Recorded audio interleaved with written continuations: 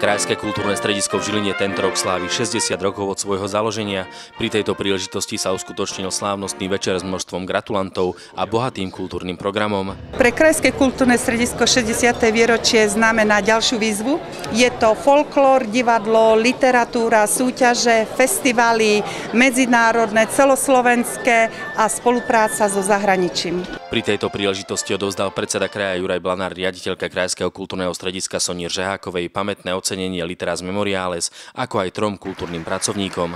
Za dlhoročnú aktívnu prácu, rozvoj a šírenie kultúrnej osvety boli ocenení Elena Galbavá, Anna Lušňáková a Rudolf Patrnčiak.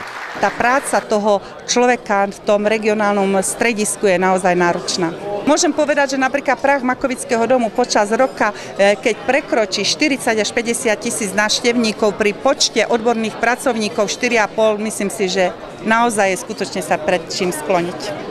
V rámci podujatia bola uvedená do života knižná publikácia s názvom Keď ruky rozprávajú. Jej tvorcami je kolektív autorov v zložení Sonia Jamečná, Milan Kosec, Peter Ničík a Monika Váleková. Publikácia mapuje tradičnú ľudovú tvorbu 34 remeselníkov, tvorcov tradičnej ľudovej tvorby.